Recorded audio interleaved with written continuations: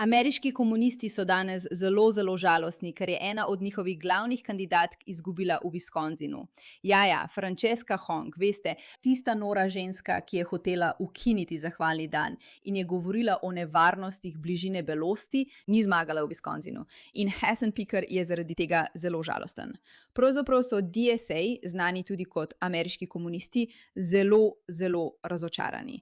A žal to ni nekaj, kar bi morali vsi praznovati. Ja. Dobro je, da tako nora oseba ni zmagala na dejanskem položaju v vladi. Vendar to ne pomeni, da so nevarnosti za nami in previdni morate biti pri tem, da bi temu verjeli. Najprej pa za vse, ki ne vedo, kdo je Francesca Hong. Mislim, to je res čudovito darilo, ki so nam ga letos podarili komunisti. Začeli bomo s tem njenim čudovitim mojstrskim delom. V restavracijski industriji, ko nam nekaj zmanjka, rečemo, da je 86. In rekla bi, da je že skrajni čas, da se znebimo Trumpa. V redu, če ne veste, kaj pomeni 86, si poiščite. To je izraz, ki ga uporabljajo tolpe. In ona misli, da je to dobra stvar za reči. Ja, morali bi se samo znebiti Trumpa. Dobesedno poziva k atentatu na Trumpa. Mislim, te ljudje so mi popolnoma nerazumljivi. Ampak kaj se je dejansko zgodilo s to žensko, ki je nora komunistična kandidatka? In če še niste seznanjeni s tem, kaj počne DSA, se boste morali o tem poučiti. Ker je DSA, Demokratični socialisti Amerike, ta skrajna, obrogna, socialistična, komunistična, fašistična skupina, ki jo vodijo posamezniki, ki si ne moreš predstavljati, da si želijo ukiniti vse.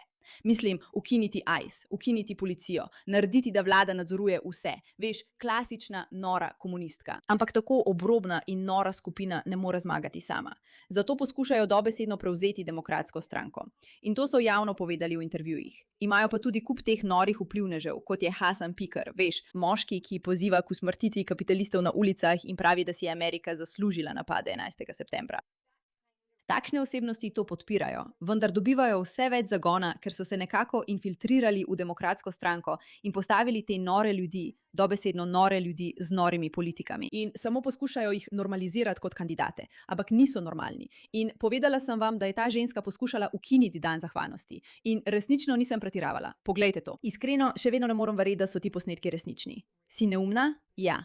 Veš, Govorila si o svojih preteklih stališčih, na katera on nenehno opozarja in jih bo očitno verjetno še naprej izpostavljal do novembra, če zmagaš. Ena stvar, ki so jo tudi omenili, je bila tvoja objava iz leta 2021, kjer si rekla, da bi morali Američani ukiniti dan zahvalnosti, da bi to morali storiti že leta 1621. Objava je bila izbrisana. Republikanci jo izpostavljajo. Ali še vedno meniš, da bi morali ukiniti dan zahvalnosti?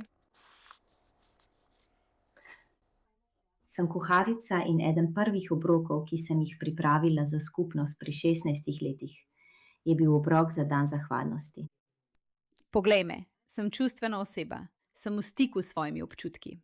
Seveda razumem, zakaj je to pomembno, ampak zdaj Vedno razmišljam, moje izkušnje v gostinstvu, ko sem 7-8 let imela svojo restauracijo, so me naučile, da je zbiranje ljudi za mizo, kjer se pogovarjajo in gradijo skupnost, vedno nekaj dobrega. Ampak zahvalni dan je tudi čas, ki je za mnoge ljudi v naših skupnostih izjemno boleč.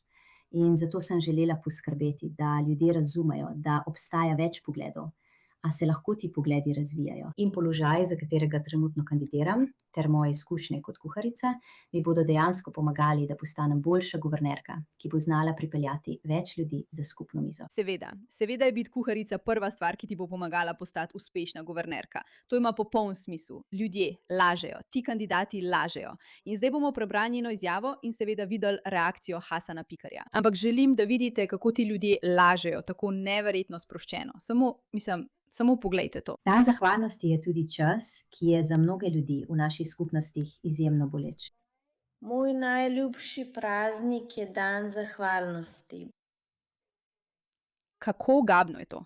Imaš to objavo, imaš ta video, ki postane izjemno viralen. In zdaj je ona v središču polemike, kot ženska, ki trdi, da bi morali to stvar dejansko odpovedati, ker prizadene nekaj ljudi. In poglej strategijo demoralizacije. Ljudje po vsej Ameriki imajo radi dan zahvalnosti, praznujejo ga. To je čudovit čas za družino. In tukaj imaš opomnik, da tega pravzaprav ne bi smel praznovati. Moral bi razmišljati o vseh ljudeh, ki trpijo, ker vse v tej državi prinaša trpljenje, demoralizacijo. In potem na prenosu v živo, čisto po naključju, omeni, da to ni omejevanje škode, dejstvo, da je dan zahvalnosti pravzaprav njen najljubši praznik. To je to, ZYTAG, Ker tam sem imaš. imela Imaš to? rada. Ja. Nočem ga odpovedati, pravzaprav ga imam rada. Nočem ga odpovedati. Pravzaprav ga imam rada. Zdaj se tega spomni, ko se zave, da je 12 milijonov ljudi gledalo, kako je izrekla to neumno izjavo. Pa še milijoni drugih niso tako zadovoljni z njenim odnosom, kot da bi rekli, ja, bodimo sočutni, ljudje, te komunisti so nori. Preberimo njeno izjavo zdaj, ko je izgubila, ker smo zelo veseli zaradi tega. Zadnjih 11 mesecev je bilo eno največjih veselj v mojem življenju. Potovati po državi, srečevati ljudi v cerkvah, barih, na kolesarskih dirkah, plesnih zabavah in v njihovih domovih, ter poslušati, kaj mi je najbolj pomembno, kar je oblikovalo vsako odločitev, ki smo jo sprejeli v kampanji, vključno s tem, da se ne morem dovolj zahvaliti. To bo še naprej usmerjalo naše delo in prosimo naše podpornike, da to počnejo tudi v prihodnje. Ta kampanja ni bila namenjena temu, da ena oseba pride na položaj. Poslušajte pozorno, to je pomembno. Gre za gradnjo gibanja za trajno cenovno dostopnost in vlado, ki postavlja delovne ljudi na prvo mesto. Naše gibanje je močno in to delo še ni končano. Izjemno sem ponosna na našo ekipo in delo, ki so ga opravili za dosego tega cilja. Čestitke Davidu Crowleyju in njegovi ekipi. Popolnoma ga podpiram in se veselim sodelovanja z njim, da premagamo kongresnika Tiffanyja novembra. Bla, bla, bla, bla. In zdaj, kot smo rekli vsem, ki to gledate in ste z nami že od samega začetka tega videa, veste, da je dobro, da je izgubila. Vendar, morate biti pozorni na nekaj, ker ni tako preprosto, kot da bi rekli, v redu, dobro, izgubili so, torej smo v redu. Ne. Mislim, obstaja razlog, zakaj so ljudje, kot je Hasan Pikr, tako razburjeni, da je to izgubila. Mislim, naredi nam tudi uslugo, da za njen poraz krivi medije in ne dejstvo, da je nora. Za demokratsko stranko bo to lahko, kaj ne? Za vse, razen za Francesco. V redu. Kaj pa Michigan? Abdul El Sayed je zmagoval proti Mikeu Rogersu z večjo razliko kot Hailey Stevens. Ali je to ustavilo jebene nacionalne medije, da bi rekli, da je Hailey Stevens bolj izvoljiva kandidatka? Ali je kdo naredil velik cirkus iz tega, da niti ena anketa ni pokazala te resničnosti? Ne, ni. Ker ti tipi jebeno lažejo. V redu, zbudi se. Korporativni mediji ti jebeno lažejo. To je to.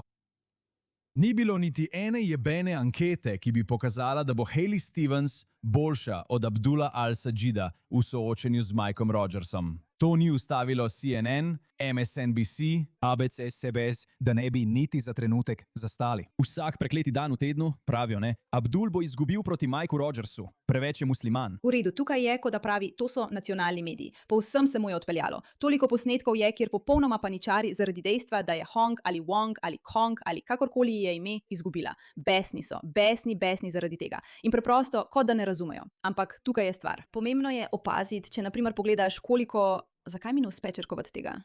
Če pogledaš ankete, ne moram najti podatkov, izgubila je tako za las. V redu. In to je zastrašujoče, da bi nekdo, ki je tako nor, lahko zmagal ali pa tesno izgubil. Kar pomeni, da bi lahko dobila veliko glasov ljudi. Ljudje dejansko glasujejo za njo. In dejstvo, da je 10 ljudi, ki bi glasovali za njo, je problem. Dejstvo, da je izgubila, pomeni, da je več ljudi, ki so pripravljeni preglasovati norce, vendar je še vedno veliko norcev. In zato je to, kar Ben Shapiro tukaj govori, tako pomembno. Opazujemo ogromno napačno razlago njihovih rezultatov iz Wisconsina. Neumna razlaga je, da je DSA dosegla svoj vrh in da se establishment upira, ker je niso podprli nekateri bolj običajni demokrati, kot je Bernie Sanders, ki po mojem mnenju sploh ni osrednji. Kakorkoli, to je popolnoma napačno. Običajni demokrati preprosto se pogajajo o pogojih svoje predaje. Ki pogoji so očitni. Demokratska stranka bo prevzela in odražala ključna načela DSA in ne bodo popolnoma nasprotovali kandidatom DSA, ki ne povedo povsem na glas tistega, kar se običajno zamolči. Zato Slotkin ni podprla Stevensa proti El Elsade v Michiganu.